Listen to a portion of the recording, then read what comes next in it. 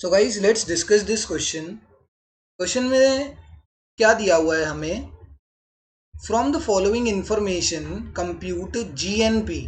हमें वैल्यू निकालनी है, हमें जीएनपी की वैल्यू निकालनी है। G N P at M P की वैल्यू निकालनी है एंड हमें प्रोवाइडेड क्या है, गिवन कौन सी वैल्यू है, हमें G D P G T P at F C हमें दे रखा है। जीडीपी एफ सी हमें दे रखा है, जीएनपी एमपी की वैल्यू निकालनी है। जीडीपी एफ सी कितना प्रोवाइडेड है सर? तो जीडीपी एफ सी मुझे 3000 प्रोवाइडेड है, 3000 करोड़ या जो भी हो, 3000 प्रोवाइडेड है। ठीक है, तो अब पहली बात तो ग्रॉस से ग्रॉस पर जाना है, तो नो चेंज, कोई चेंज, किसी भी चेंज की रिक्वायरमेंट की ज़रूरत नहीं है। डोमेस्टिक है ये क्या होता है, जी स्टैंड्स फॉर ग्रॉस, ये वाला भी जी स्टैंड्स फॉर ग्रॉस, इधर D stands for domestic, N stands for national, P stands for product, here also P stands for product, FC stands for fixed cost and MP stands for market price। ठीक है, बस इतनी चीज हमें ध्यान रखनी है क्योंकि ये तो ग्रॉस और ग्रॉस है तो कोई चेंज की जरूरत नहीं है। डोमेस्टिक के अंदर क्या होता है, एक्सक्लूडेड NFIA होता है, इसके अंदर NFIA नहीं होता। मुझे ये पता है कि NFIA क्या नहीं है, डोमेस्टिक के अंदर NFIA की वैल्यू इंक्लूडेड नहीं है एंड नेशनल के अंदर वो इंक्लूड होती है। तो इसका मतलब वो नेशनल के अंदर इंक्लूड होती है, तो इसका मतलब मेरे पास जो भी मेरी डोमेस्टिक इनकम होगी, अगर मैं उसमें NFIA की वैल्यू को ऐड कर दूंगा तो मेरी नेशनल इनकम निकल के आ जाएगी या नेशनल प्रोडक्ट निकल के आ जाएगा। एंड हमें कहाँ जाना है, दूसरा कौन सी है चेंज जो टर्म करनी है, वो एफसी से एमपी पर जाना है, फिक्स्ड कॉस्ट से मार्केट प्राइस पर। एंड फिक्स्ड कॉस्ट में भी ना, फिक्स्ड कॉस्ट में भी एनआईटी एक्सक्लूडेड होता है, मतलब एनआईटी की वैल्यू इसके अंदर इंक्लूड नहीं होती एंड एमपी के अंदर एनआईटी की वैल्यू इंक्लूड होती है। तो हम क्या करेंगे, एफसी की वैल्यू में एनआईटी को ऐड कर देंगे तो हमारा एमपी निकल के आ जाएगा। तो मतलब मुझे समझ आया, और ये प्रोडक्ट प्रोडक्ट तो सेम है तो इसमें कोई चेंज नहीं करना। तो ये जीडीपी मुझे दे रखा था, मुझे क्या करना है, ये जीएनपी एमपी पर जाने के लिए क्या चेंजेस करने पड़े, ये दो चेंजेस करने पड़े, एनएफआईए और एनआईटी को ऐड करना पड़ा। तो ये दो टर्म्स हमें ऐड करनी पड़ेंगी, एनएफआईए और NIT.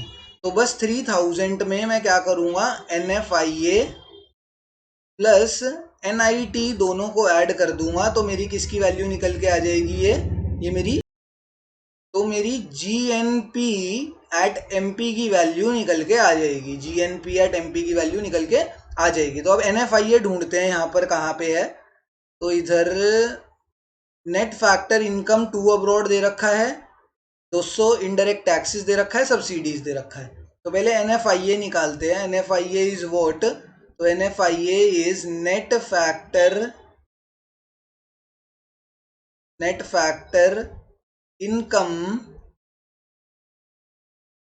From abroad, net factor income from abroad दे रखा है हमें, कितना नहीं, मतलब वो हमें निकालना है, हमें क्या दे रखा है, हमें net factor income to abroad दे रखा है, हमें क्या निकालना होता है, फ्रॉम अब्रॉड, एंड दे क्या रखा है, टू अब्रॉड। तो अब क्या करेंगे, जो भी ये टू अब्रॉड की वैल्यू है ना, कितनी है, net factor income to abroad 200 है ना, तो अगर हमें net factor income from abroad निकालना है तो ये बस -200 हो जाएगा और कुछ नहीं, फर्क आएगा।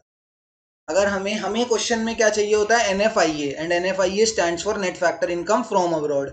अगर हमें क्वेश्चन में net factor income to abroad दे दिया जाए तो इतना ध्यान रखना है कि हमें जो क्वेश्चन में चाहिए वो हम कैसे निकाल लेंगे, ये जो net factor income to abroad है इसका साइन इंटरचेंज करके। अगर यहाँ पे -200 होता तो हम इसे +200 बना देते, इधर +200 था तो इसलिए -200 बना दिया। तो एनएफआईए की वैल्यू मेरे पास निकल के आ गई, NFIA स्टैंड्स फॉर 200। ठीक है, NFIA की वैल्यू मुझे मिल गई है, वो है मेरी -200।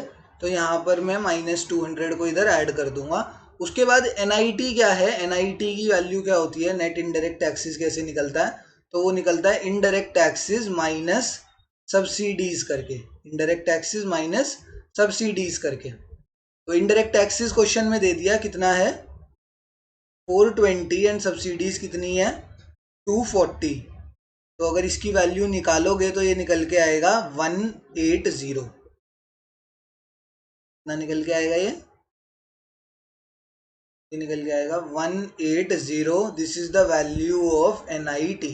तो NIT को भी क्या कर देंगे, ऐड कर देंगे, 180 को ऐड कर देंगे। तो अब मेरी GNP की वैल्यू अगर मैं ध्यान से देखूँ तो वो कैसे निकलेगी, 3000 में मुझे -200 करना है एंड +180 करना है।